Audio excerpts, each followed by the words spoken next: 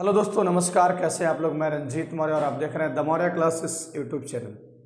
जैसा कि आप जानते हैं कि लास्ट डे हमने आपको कॉम्प्लेक्स नंबर की बात की थी और कॉम्प्लेक्स नंबर हमने आपको पढ़ाने के लिए शुरू भी किया और कॉम्प्लेक्स नंबर हम आपको पढ़ा भी रहे हैं। और कॉम्प्लेक्स नंबर का एक वीडियो हमने आपको अपडेट किया था जिसे आपको समझाया था हमने कि आई क्या होता है, आयोटा जिसको हम लोग कहते हैं। आई का कॉम्प्लेक्स नंबर में इंपॉर्टेंस क्या है, आई का यूज क्या है, इन चीज़ों को हमने आपको बताया। ठीक है, आज हम आपको एक्चुअल रियल मायने में, जैसे एक बच्चा वीडियो पे ये कमेंट भी किया था कि सर ये कॉम्प्लेक्स नंबर क्या होता है, कैसे होता है, तो आज उस बच्चे का इसमें आंसर मिलेगा कि कॉम्प्लेक्स नंबर का जो फॉर्म होता है उसे हम लोग क्या कहते हैं। तो कॉम्प्लेक्स नंबर एक फॉर्म होता है जिसे हम लोग एक्सप्रेस करते हैं। कॉम्प्लेक्स नंबर कहते किसे, पहले वो देख लीजिए। कॉम्प्लेक्स नंबर का जो फॉर्म होता है वो a+ib का फॉर्म में होता है। कॉम्प्लेक्स नंबर हम लोग उससे कहते हैं a number which is in the form of a+ib where a and b are real numbers. Where a and b are real numbers मतलब कि ये एक ऐसा कॉम्प्लेक्स नंबर है जिसका फॉर्म हमको a+bi के फॉर्म में होगा और a और b वास्तविक संख्या होंगे। a और b क्या होगा, वास्तविक संख्या। यह एक नंबर है जिसका फॉर्म जो है, जिसका जो रूप है वो किस फॉर्म में है, a+ib के रूप में है, a+ib के रूप में है। और जब ये a+b के ib के रूप में है और ये कहता है कि where a and b are real number, लेकिन इसमें भी एक चीज डिपेंड करता है, केस के हिसाब से चलेंगे। केस फर्स्ट में अगर कहते हैं कि इफ a बराबर 0, इफ a बराबर 0 तो 0+i इंटू बी बराबर क्या हो जाएगा, आई भी हो जाएगा, आई भी हो जाएगा ना। तो जैसे ही आई भी हो जाएगा तो ये हमारा इमेजिनरी पार्ट हो जाएगा, इमेजिनरी पार्ट। इमेजिनरी मतलब वैसे जो हम लोग रियल जिसको नहीं कह सकते। रियल जैसे रियल नंबर किसे कहते हैं, 1 2 3 4, रूट में हो सकता है, रेशनल हो सकता है, इरेशनल हो सकता है, कुछ भी हो सकता है। लेकिन उसके साथ अगर आई है तो वो इमेजिनरी पार्ट। और इमेजिनरी पार्ट हमको क्या यहां से पता है, ये जो बी है ना उसको हम लोग कहते हैं imaginary part, imaginary part. Clear है, तो इससे हम लोग क्या कहेंगे, इमेजिनरी पार्ट कहते हैं। क्लियर है ना। अगर हम रियल पार्ट की करेंगे, अगर हम ये कहते हैं कि इफ बी बराबर 0 तो a+i इंटू 0 बराबर क्या हो जाएगा, a, और a हमको कहलाता है रियल पार्ट। ये आपको कहलाएगा क्या, रियल पार्ट। कॉम्प्लेक्स नंबर को यहीं से समझना है। रियल पार्ट में 1 2 3 4 5 कुछ भी नंबर रह सकता है, कोई दिक्कत नहीं है। अभी हम इसको आपको एक्सप्रेस करके बताएंगे। ये काफी बड़ा वीडियो हम लेकर जाने वाले नहीं है, बस छोटे छोटे वीडियोज में, छोटे छोटे पार्ट में हम आपको real number, complex number, imaginary number, ये कंजुगेट ऑफ कॉम्प्लेक्स नंबर क्या होता है, कॉम्प्लेक्स नंबर को हम लोग फाइंड कैसे करते हैं, उसे दूसरे फॉर्म में कैसे एक्सप्रेस करते हैं, इन चीज़ों को हम सारी चीज़ों को बता देंगे। आप पहले इसको लिखिए, बारीकी से इसको लिखते चलिए, शॉर्ट में लिखते चलना, हेडिंग देना है कॉम्प्लेक्स नंबर। कॉम्प्लेक्स नंबर होता क्या है, तो कॉम्प्लेक्स नंबर एक नंबर का फॉर्म है जिसका फॉर्म होता है a+ib और इट इज डिनोटेड बाई, यहां भी लिख लेना, it is denoted by, it is denoted by Z, it is denoted by Z. मतलब हम लिख सकते हैं यहां से कि बराबर में ये जेड हो गया, बराबर में क्या हो गया, जेड। या फिर डायरेक्ट आप ये कह सकते हैं कि जेड बराबर a+ib। ये जरूरी नहीं है कि हम a और b ही कहें, हम ये भी कह सकते हैं कि z बराबर x+iy, ऐसा भी हम कह सकते हैं, कोई दिक्कत नहीं है। हम इस पे एग्जाम्पल लेकर के आपको बढ़ेंगे। आप पहले इसको लिख लीजिए, फटाफट जल्दी से इसको लिख लीजिए। अभी हम लोग बढ़ेंगे, जैसे कॉम्प्लेक्स नंबर का हमने आपको जानकारी दिया कि कॉम्प्लेक्स नंबर हम उसे कहते हैं जो a+ib के फॉर्म में होता है, या फिर या फिर x+ib के फॉर्म में हो सकता है, कुछ भी हम उसमें कह सकते हैं। लेकिन अभी हम लोग जो बात करने जा रहे हैं वो इक्वालिटी ऑफ कॉम्प्लेक्स नंबर क्या होता है। इक्वालिटी ऑफ कॉम्प्लेक्स नंबर, इसी कॉम्प्लेक्स नंबर में जानना है, it is only when possible that कि real part is equal to the real number and imaginary part is equal to the imaginary number. अगर हम दो कॉम्प्लेक्स नंबर लेते हैं, जैसे कॉम्प्लेक्स नंबर फर्स्ट अगर हम लेते हैं कि a+ib, और अगर एक अलग कॉम्प्लेक्स नंबर लेते हैं x+iy। अब ये कहता है कि इक्वालिटी ऑफ कॉम्प्लेक्स नंबर, मतलब ये हमको दिखाना है कि z बराबर z1 होगा। ये कब होगा, it is only when possible that, it is only when possible, यह केवल तब ही संभव है, कब, जब ये a जो है वो x के बराबर हो जाए, a जो है वो x के बराबर हो जाए और b जो है वो y के बराबर हो जाए।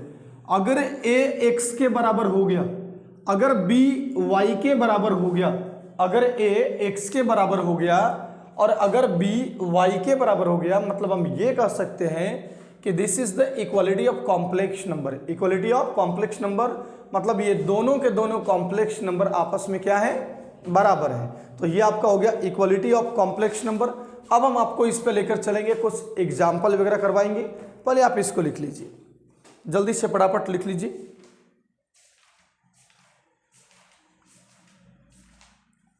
मस्त एग्जाम्पल की ओर बढ़ेंगे। सवाल में आपसे ये कहेगा कि write the following as a complex number. सभी नंबर्स को कॉम्प्लेक्स नंबर के फॉर्म में लिखे। देखो भाई, ये क्लियर हो गया ना, इक्वालिटी ऑफ कॉम्प्लेक्स नंबर। आज हम लोग पढ़ रहे हैं कॉम्प्लेक्स नंबर, कल का जो हमारा हेडिंग होगा वो कंजुगेट ऑफ कॉम्प्लेक्स नंबर होगा। तो ये है कि write the following as a complex number. Write the following as a complex number. सबसे पहले हम आपको उन सभी नंबर्स को यहाँ पे लिख देते हैं। आप आराम से देखेंगे, सारे नंबर्स को हम लिख देंगे। सारे नंबर्स को लिखते हैं किस तरह से आपका नंबर है। देखिए, अगर हम लोग कॉम्प्लेक्स नंबर की बात कर रहे हैं और कॉम्प्लेक्स नंबर हमको एडिंग यहाँ दिया है कि write the following as a complex number. हमने यहाँ पे बहुत सारे नंबर लिखा है, बहुत सारे नंबर को हमने लिखा है। देखना भाई बढ़िया से। पहला क्वेश्चन हम लेते हैं, अगर √-16, मुझे -16 को कॉम्प्लेक्स नंबर का फॉर्म देना है। और ये जो कॉम्प्लेक्स नंबर का जो फॉर्म होता है वो a+bi के फॉर्मेट में होता है। तो a क्या है हमारा रियल पार्ट और b क्या है हमारा इमेजिनरी पार्ट। अब देखो, तो अब यहाँ पे हम लोग a+bi या फिर a+i भी, दोनों में से कुछ कर सकते हैं, कोई दिक्कत नहीं है। हम इसको क्या लिख सकते हैं, 16 गुने -1 लिखेंगे। भाई पढ़े हो कि -1 को हम लोग लिखते हैं i²। -1 को क्या लिखते हैं हम लोग, i² लिखते हैं। और जब हम लोग -1 को i² लिखते हैं तो हम यहाँ पर लिख सकते हैं इसको 16 इंटू कितना हो जाएगा, i का स्क्वायर। और i का स्क्वायर मतलब क्या, i, और 16 का स्क्वायर रूट 4 यानी 4i हो गया। अभी जो नंबर हमारे पास आ गया z बराबर ये 4i, इसे एक्सप्रेस करेंगे तो रियल पार्ट कुछ नहीं तो क्या, 0+4i। तो जो हमारा कॉम्प्लेक्स नंबर जो बना वो 0+ क्या बना, 4i बना। सबसे पहले जो i माइनस में जो रूट में है उसे हम लोग प्लस में एक्सप्रेस किए। प्लस में एक्सप्रेस करने के बाद हमारा z बराबर 4i आया। हम इसे लिख दिए 0+4i। क्यों, क्योंकि रियल पार्ट हमको यहाँ नहीं दिया हुआ है, केवल इमेजिनरी पार्ट है। तो इमेजिनरी पार्ट होने के कारण हम इसको लिख दिया 0+4i, कोई दिक्कत नहीं है। अभी दूसरा सवाल हमसे क्या कहता है कि 1+√-1, 1+√-1 को कैसे एक्सप्रेस करोगे देख लो। तो 1+√-1 डायरेक्ट लिख दे क्या, -1 को हम क्या लिखेंगे, i²। तो 1+i का स्क्वायर यानी 1+i। तो z बराबर जो मुझको नंबर जो आया वो क्या आया, 1+i। अगर हम यहाँ पे ये कहते बाबू, तुमसे अगर सवाल में ये पूछ देता कि रियल पार्ट क्या है, रियल पार्ट क्या है, 0। अगर इमेजिनरी पार्ट पूछ देता तो इमेजिनरी पार्ट क्या है, 4। i के साथ जो है वो क्या है, इमेजिनरी पार्ट। i के साथ जो है क्या है वो इमेजिनरी पार्ट। तो इसमें हमारा रियल पार्ट क्या है भाई, रियल पार्ट क्या है, 1। जो i के साथ नहीं होगा वो रियल पार्ट। अब ये हमारा इमेजिनरी पार्ट क्या है, नहीं, इमेजिनरी पार्ट i को छोड़कर i के साथ क्या है, कुछ नहीं तो क्या है 1, कुछ नहीं तो क्या है 1। कभी कभी इमेजिनरी पार्ट और रियल पार्ट को हम लोग कैसे लिखते हैं वो हम आपको दिखा देते हैं। जैसे ये जो सवाल हमको दिया हुआ है इसको हम लोग लिखेंगे कि real part of z a, और यहाँ से लिखेंगे imaginary part of complex number is equal to कितना हो गया b। कॉम्प्लेक्स नंबर z से हम लोग कॉम्प्लेक्स नंबर को इंडिकेट करते हैं। कॉम्प्लेक्स नंबर को हम लोग किससे इंडिकेट करेंगे? जेड से। क्लियर है ना? अब देखो, अभी हमारे पास तीसरा नंबर सवाल है -1 प्लस √-5। ये हमारा तीसरा सवाल है, यानी -1 प्लस इसको लिख सकते हैं क्या? 5 × -1 लिख सकते हैं। तो जब हम लोग 5 × -1 लिखेंगे तो -1 प्लस √5 इंटू क्या हो जाएगा? i², -1 प्लस √5 इंटू क्या हो जाएगा? i। अब यहां से हमको ये बताओ कि जो हमारा जेड जो आया, रियल पार्ट बताओ क्या है? Real part of complex number कितना है? -1। और imaginary part of complex number कितना है?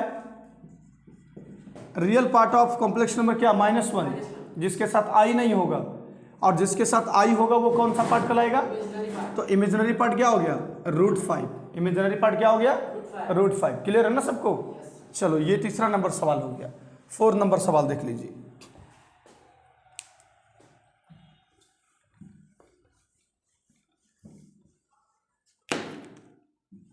बढ़े आगे, चलिए बढ़ते हैं। नेक्स्ट हमारा सवाल है ये 4 नंबर में कि √3/2 माइनस √-2/7।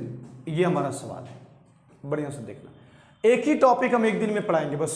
आज मुझे केवल कॉम्प्लेक्स नंबर पढ़ाना था और कॉम्प्लेक्स नंबर का डिटेलेशन हमको देना था ये कि कॉम्प्लेक्स नंबर होता क्या है, कॉम्प्लेक्स नंबर में रियल पार्ट क्या होता है और इमेजिनरी पार्ट क्या होता है।